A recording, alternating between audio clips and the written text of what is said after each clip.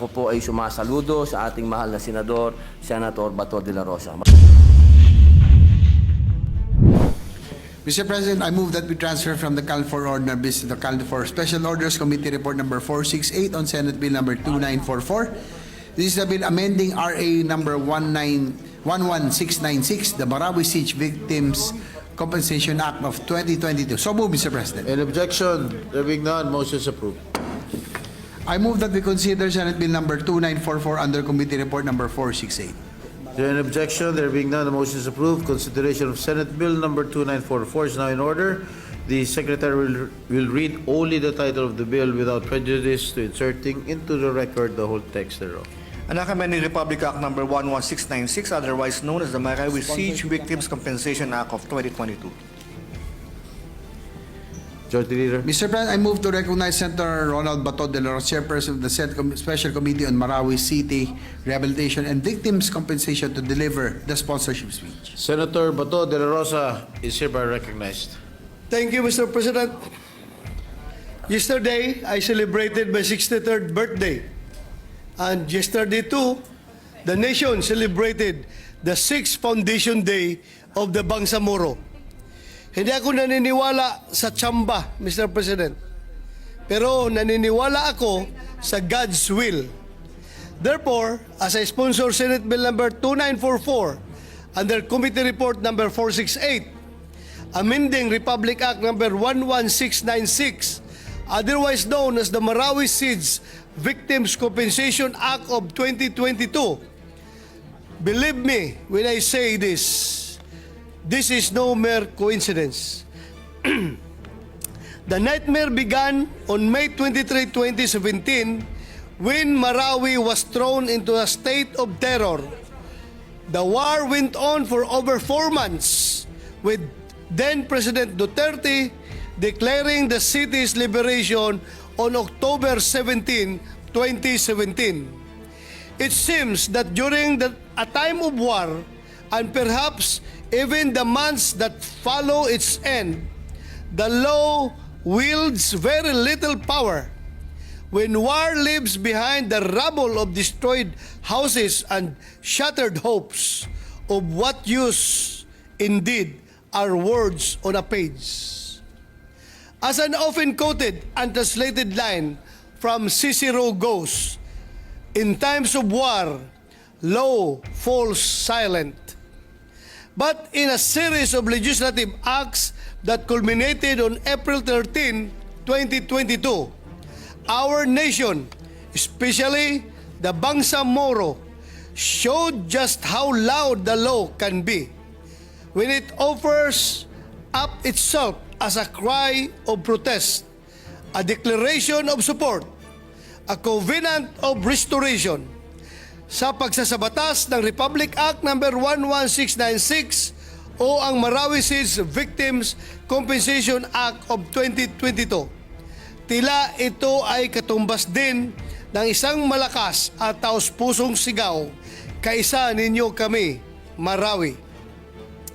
Indeed, this august chamber stands as a living proof that in times of war, the law can and the law must be loud.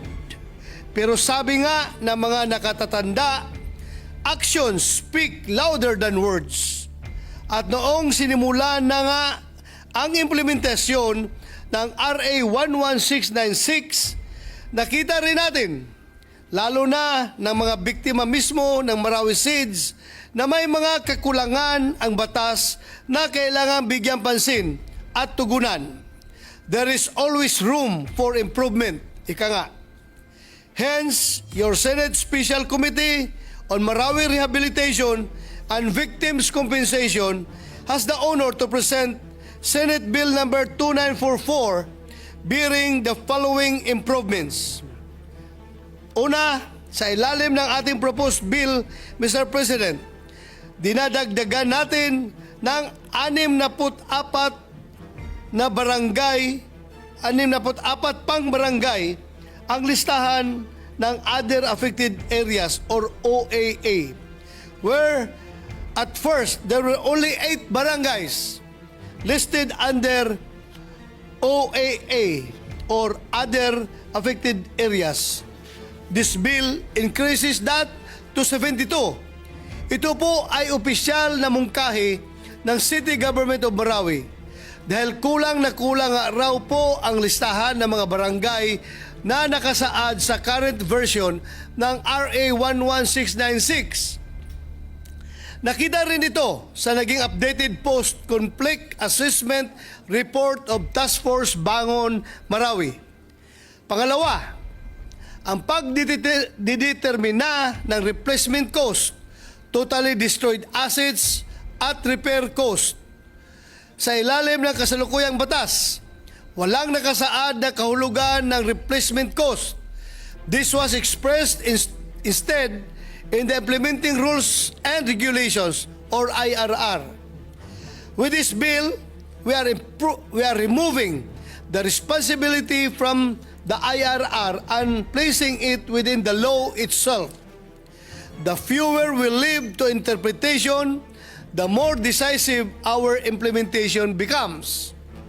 Pangatlo, Mr. President, ay ang pag-amyenda natin ng Section 15 ng RA 11696, Section 15, Letter A, which deals with the determination of monetary compensation, is phrased as follows. The board shall determine the monetary compensation and award of the lawful owners, whichever is the lower amount or of either the fair market value or the value of its total area. Mr. President, hindi na po natin mabilang ang mga natanggap nating reklamo at hinaing dahil sa mga katagang whichever is the lower amount. If we are indeed to make amends, if we are truly to enable the residents of Marawi to build their property and lives anew, then we cannot sit back and simply hand over that which is lower, that which is less. And so, under this proposed measure, Mr. President, we are deleting the phrase whichever is the lower amount and simplifying it to be the equivalent of either replacement or repair cost. Pang-apat, Mr. President, dahil may dinagdag tayong mga barangay, nagbibigay tayo ng 1-year extension para sa pag-file ng mga bagong claims for compensation. Panlima, Mr. President, ay ang pagsasaad na ang panibagong basihan na gagamitin para sa monetary compensation at award ay magkakaroon ng retroactive effect. With this, those who have received the compensation but with a lower rate applied may have their claim reappraised and evaluated in anticipation of a higher rate of compensation. At ang panghuling amendment na nais kong i-highlight, Mr. President, ay ang pagbibigay rin natin ng extension sa Marawi Compensation Board ng 3 pang taon. Alam nating lahat na hindi madali ang kanilang mandato, kung kaya bigyan natin sila ng kaukulang suporta at tulong. Simulan natin sa pagbibigay sa kanila ng mas mahaba pang panahon sa pag-process, evaluate, approve, and award ng bawat claim for compensation. In the end, Mr. President, when the Marawi Victims Compensation Act of 2022 was passed into law almost 3 years ago, and we continued to make our laws speak for us and for the values we hold dear. And today, as we shepherd this bill straight from these halls and towards its passage, we are sending the same clear message that a war may threaten our security and our structures, and that the destruction it leaves behind may attempt to silence us once and for all. But our laws, our spirit, remain unbowed. Shukran, Mr. President. Thank you very much, our dear colleague from Mindanao, the hardworking chairperson of the Committee on Marawi Rehabilitation. Majority Leader. Session suspended for 1 minute. Padilla would like to have the floor. Yes, Senator Robin Padilla, you recognized. Distinguished Salamat colleague. po, Ginoong Pangulo. Nais ko lamang pong magbigay ng suporta sa ating mahal na Senador Ronald Bato de la Rosa doon po sa kanyang panukala. Sapagkat ito po talaga ay aming binantayan nung pagdinig at narinig po namin lahat yung hinaing ng mga kababayan po natin sa Marawi na hindi po nakasama. At ito po ay magiging isang malaking kaligayahan sa mga kababayan po natin sa Marawi pag ito po ay naging batas. Sapagkat napakarami po, nabanggit po ng ating mahal na senador yung mga barangay na hindi nakasama. Ito po ay nakita natin ang mga epekto sa kanila nung gera. Kaya ito po ay sinusuportahan ko at ako po ay sumasaludo sa ating mahal na senador, Senator Bato de la Rosa. Maraming salamat po, Ginoong. Maraming salamat po, Senator Padilla. We take note of your manifestation. As a matter of fact, dahil nga sa Marawi Siege, mga kapatid, dyan nagmitsa ang ating Bangsamoro Organic Law dahil sa pangyayaring iyon. Majority Leader? Hearing no objection, the motion to reopen the period of individual amendments is hereby approved. I move to recognize the sponsor, Senator Ronald Bato de la Rosa and Senator Aking, our minority leader, to propose individual amendments. Senators De La Rosa and Pimentel are recognized.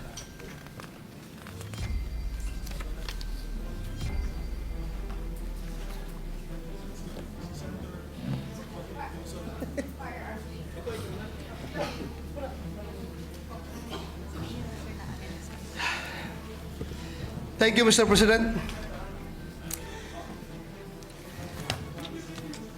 On page 1, line 10 to 14. Before I continue, Mr. President, these are all the amendments from the minority leader. All right. And I was You were tasked to introduce it. was tasked to propose to it. introduce them. All right. Thank you, Mr. President.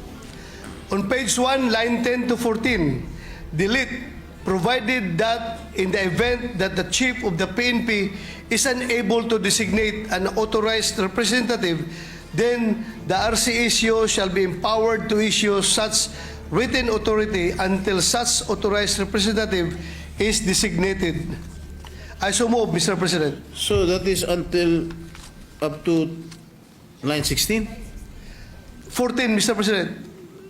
10 to 14. 10 to, do we have the same copy? Yeah, 10 to 16. I stand corrected, Mr. President. Maybe 11 to 16.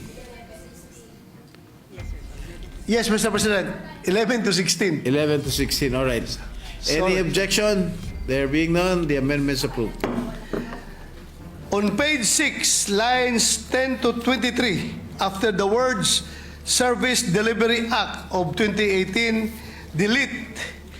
In addition to this, the approving authority shall issue a temporary license to operate in favor of the applicant upon approval of the specifications and plans of the manufacturing facility, shooting range, or dealership to be constructed. The approving authority is prohibited from ordering to change, renovate, or modify a newly built manufacturing facility, shooting range, dealership, or a portion thereof, if the construction of the same had strictly followed the building and construction plan submitted to and approved. Such changes shall be made prior to the issuance of the building permit and the actual construction of the facility. I so move, Mr. President. Is there any objection? There being none, the amendment is approved. That's all, Mr. President. No other amendments. Thank you, Mr. President. Thank you, Senator De La Rosa, Majority Leader.